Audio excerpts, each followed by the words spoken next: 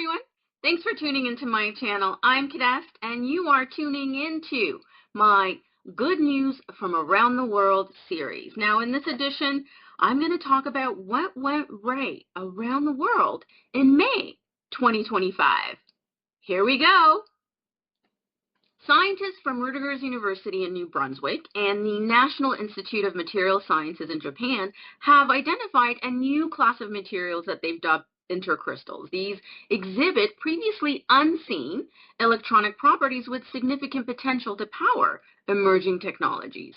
As hybrids between crystals and quasi-crystals, intercrystals open the door to innovative solutions in quantum computing, more efficient electronic components, and environmentally sustainable materials. The unique value of this discovery lies in the ability to control electronic behavior purely through geometry rather than the alteration of chemical composition. Why is this good news? As nations' effort to discover, develop, source materials capable of powering next-generation breakthroughs from quantum computing to nuclear fusion, the discovery of intercrystals in a laboratory setting really offers a novel and energy-efficient approach. By enabling precise control over electronic properties using structure alone, this new material class could accelerate the design of scalable, low-impact technologies. This finding expands the frontier of material science and provides new pathways for sustainably engineering the future of electronics. Our next good news comes from the breakthrough discovery made by engineers at the University of Pennsylvania. Now, a new class of nanostructured materials capable of passively harvesting water from the atmosphere is on the table. These materials absorb moisture from the air, store it in nanoscale pores, and release it onto surfaces without requiring any external energy input. Why is this good news?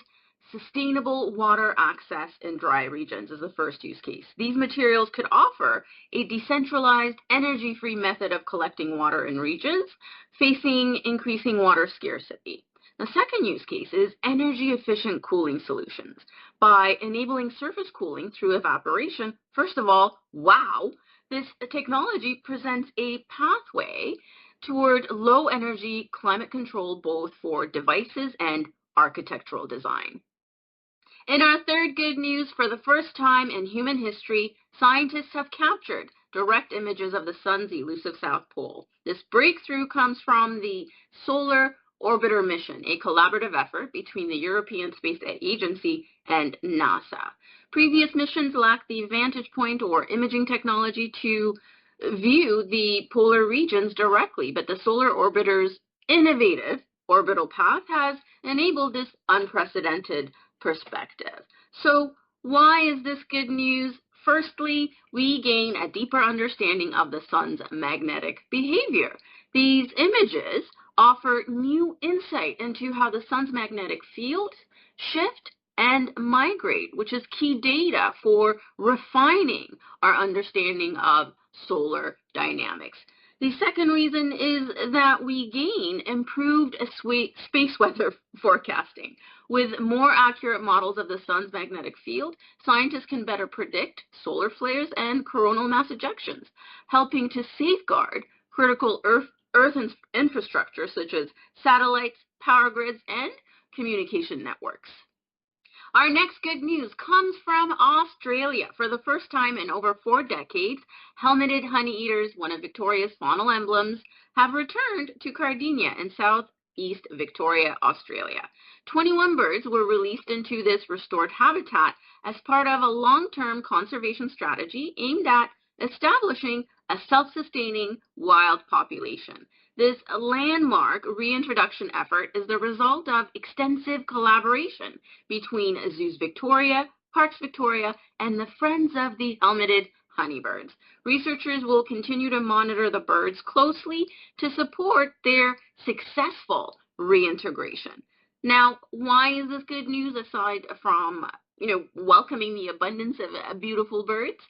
This is a step forward for species recovery. This marks a significant milestone in Australia's conservation efforts, showcasing the effectiveness of targeted breeding and reintroduction programs for critically endangered species. This is one of the great examples of the power of collaborative action. The second reason is that this supports ecological balance. The introduction of species like this supports biodiversity and the health of regional ecosystems, which offers a model for conservation success globally. In our next piece of good news, we look at some progress in ocean wellness. Scientists continue to unveil promising innovations to restore coral reefs, which are essential marine ecosystems. Researchers have developed a new bioink that enhances coral larvae settlement by over 20 times, offering a powerful new tool for accelerating coral reef recovery. Simultaneously, marine laboratories in the UK have introduced advanced coral propagation techniques, including improved light and nutrient delivery systems that boost coral growth rates by up to 50%, as well as 3D printed reef modules designed to host multiple coral species, more complex habitat mimicking formations. The University of Exeter also reported success in breeding heat-resistant corals capable of withstanding temperatures up to 2 degrees Celsius higher than current norms, an important advancement for climate adaptation. Meanwhile, large-scale restoration efforts in the Caribbean have planted over 15,000 lab-grown coral fragments with an incredible 85% survival rate, signaling real progress in reef rewilding. Why this is good news? We're beginning to scale ecological regeneration. These developments represent a shift from isolated experiments to scalable, systems-based solutions for reef restoration. Secondly, we're really beginning to leverage nature tech integration from bioinks to 3D printed reef scaffolds. These efforts blend cutting-edge science with ecological intelligence. They offer real-world tools to regenerate marine biodiversity. We'll add real-world tools that work. We're also showing climate resilience in action. Creating corals that can tolerate warmer waters, for instance, directly addresses current ocean conditions, increasing the chance of reef survival to these new emerged conditions. Coral reefs are more than biodiversity hotspots. They are vital to coastal protection, fishery health, and planetary balance. And these breakthroughs remind us that with innovation, collaboration, and prioritization, we can reverse damage and sustainably regenerate the foundations of life in any part of our planetary's ecosystem. In an inspiring example of ecological stewardship from the United Kingdom, farmers across the Yorkshire Dales, Northumberland, and Cumbria are working with conservationists to reintroduce wildflower-rich habitats crucial for pollinators and broader ecosystem health. Through the Upper Teesdale Landscape Recovery Project, over 600 hectares are being restored as part of a national initiative to bring life back to declining landscapes. These efforts include planting diverse native flowers, reducing chemical use, and fostering healthier soil and water systems to support pollinators like bees, butterflies, and other vital insects. Why this is good news? Firstly, bees are critical to food security. As essential pollinators, bees support the reproduction of nearly 75% of the crops that feed the world. By reviving habitats, these efforts directly contribute to healthier food systems and ecological resilience. Thank you, bees. Secondly, this initiative shows nature-based solutions in action. This project models how regenerative agriculture and conservation can work hand in hand, restoring biodiversity, improving soil and water quality, and increasing species survival at scale. Thirdly, this is another initiative that models scalable transformation. As part of the UK's broader move toward landscape-level recovery, this initiative shows a shift toward systems thinking in land management, one that values harmony between human activity and natural cycles. From restoring bees' habitats to rewilding rivers and protecting endangered species, stories like this remind us that regenerative change is not only possible, It's already underway. In our next good news story, a breakthrough collaboration between NASA and the Smithsonian scientists has led to the discovery that volcanic activity actually sends early signals through surrounding ecosystems. As magma rises, it releases carbon dioxide that subtly fertilizes nearby vegetation. This causes increased greening, which is detected by satellite imagery. By analyzing these changes in plant health and validating findings on the ground, researchers are developing a promising new method to detect volcanic unrest well before an eruption occurs. Why this is good news? Firstly, this technique could give scientists more lead time to detect changes around volcanoes, improving evacuation timelines and potentially saving thousands of lives. Secondly, this provides scalable satellite-based monitoring. While not applicable to every volcano on the planet, this method adds a valuable tool to the global monitoring toolkit, particularly for remote or less studied regions. This discovery highlights the profound interconnectedness between Earth's geological and ecological systems and demonstrates how cutting-edge technology can help us listen more closely to the planet's subtle, early warning signs. She gives us a heads up, you guys. And thank you to the scientists who are, really efforting to bring about these types of breakthroughs to support the lives of human beings all across the globe.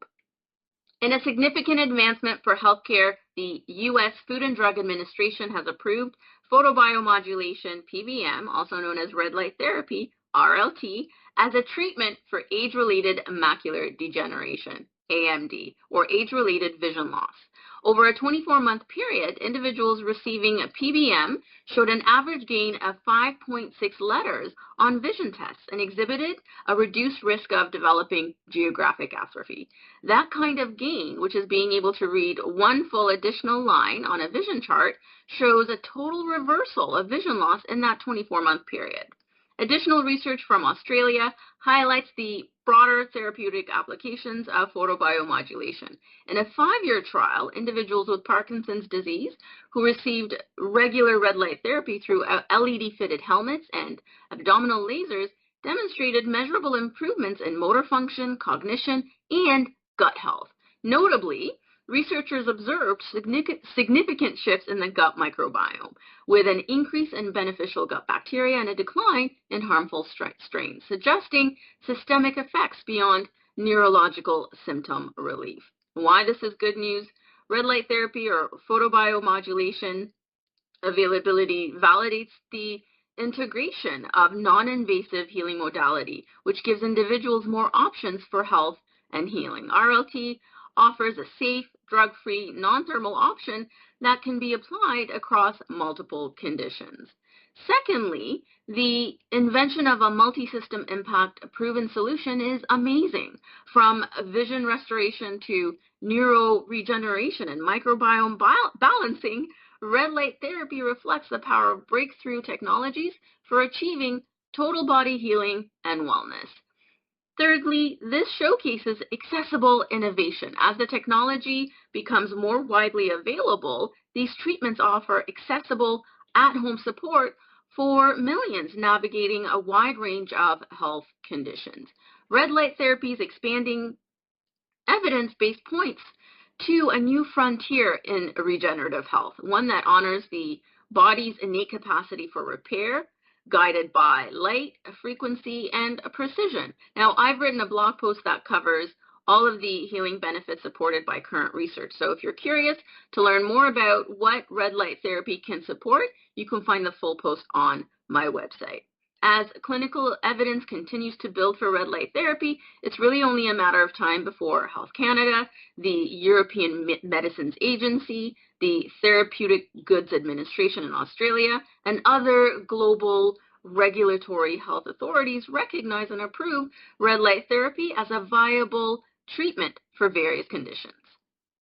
In more good news from a breakthrough technology, artificial intelligence is transforming the landscape of pharmaceutical innovation by drastically accelerating the drug development timelines and improving success rates. Traditionally, Bringing a new drug to market has taken about 10 to 15 years and cost billions of dollars, with around 90% of candidates failing to get approval. But with AI-driven processes, the early discovery phase, once a bottleneck, has been compressed from months to mere days, thanks to virtual screening that evaluates billions of compounds in just minutes. AI-supported efforts are now delivering preclinical candidates in just 13 to 18 months, compared to the conventional 2.5 to 4 years. Early clinical trials are also seeing improved outcomes, where AI-supported drug delivery boasts a phase 1 success rate of 80 to 90%, far surpassing the 40 to 65% average of traditional methods. In addition, AI-supported processes are repurposing existing approved drugs, for new uses in a matter of days, cutting research and development costs by up to 40%. Those are significant savings. Now, why this is good news? This actually brings about faster access to life-saving treatments for patients, so they get the treatment they need sooner. Secondly, this opens the door for more personalized medicine, where physicians are able to predict treatment response with greater accuracy, which helps to minimize side effect and optimize good outcomes. Thirdly, this kind of precise support means smarter prevention, where diagnostic tools powered by AI can help make early intervention more accessible. So lastly, artificial intelligence is, drastically reducing research and development costs, which mean pharmaceutical innovation can become more agile, inclusive, and globally accessible. So it removes that cost barrier. The shift in AI-supported drug development marks a paradigm change to how we approach health conditions and healthcare around the world. It's a technology that enhances human ingenuity with greater speed, precision, and systems intelligence, empowering researchers and doctors alike to deliver more effective, personalized care. And one more good news for May 2025, the World Economic Forum's Global Gender Gap Report reveals encouraging progress. The global gender gap has closed to 68.8%, marking the fastest annual improvement in 5 years and an 11-year advancement over previous estimates.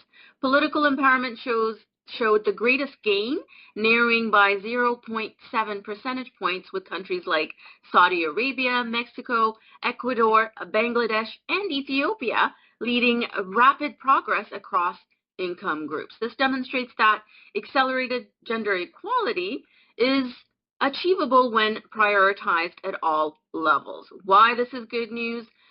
Firstly, closing the gender gap has huge economic growth potential. According to McKinsey's Global Institute publication in 2020, closing the gender gap in the labor force participation was projected to add $12 trillion to the global GDP. However, more recent analysis suggests that the true economic gain could be closer to $21 trillion, a 20% increase in global GDP. Increased gender parity is consistently linked to higher productivity, greater innovation, and improved performance across public and private sectors. Secondly, it also means improved societal well-being. Research links gender equality to enhanced health outcomes, reducing poverty rates, and greater educational attainment for families and communities. Thirdly, closing the gender gap promotes political and social stability. Greater political empowerment of women correlates with more inclusive policies and strengthened governance, supporting sustainable development goals. Fourthly, we can just continue to list the gains, but fourthly, closing the gender gap is an initiative that has exponential returns.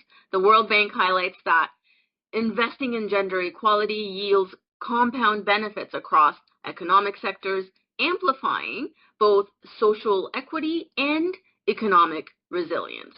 While progress is promising, reaching 68.8% is promising, sustainable and systemic efforts remain critical to close the remaining gap.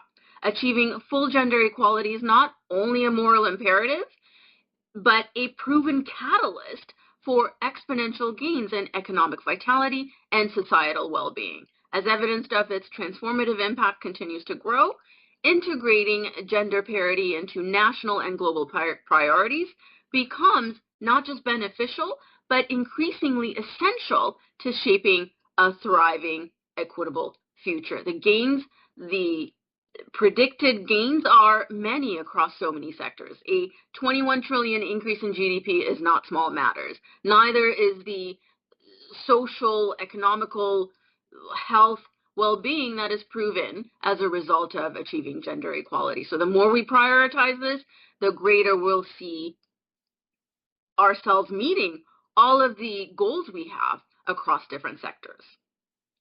So there you have it, a sampling of good news, great news from around the world across different sectors that unfolded in May 2025. This is just a sampling. There are many more good things happening through the good effort, through the committed effort of people in different professions all across our beautiful planet. So here's your monthly invitation to notice what went well in your community, what went right, who showed up to support, to collaborate, to enhance life in your own community. Here's your invitation to focus on the good. Hey, thanks for tuning into my YouTube channel. To stay notified on when new videos on manifestation, consciousness expansion, and more are available, hit that subscribe button and you'll get notified.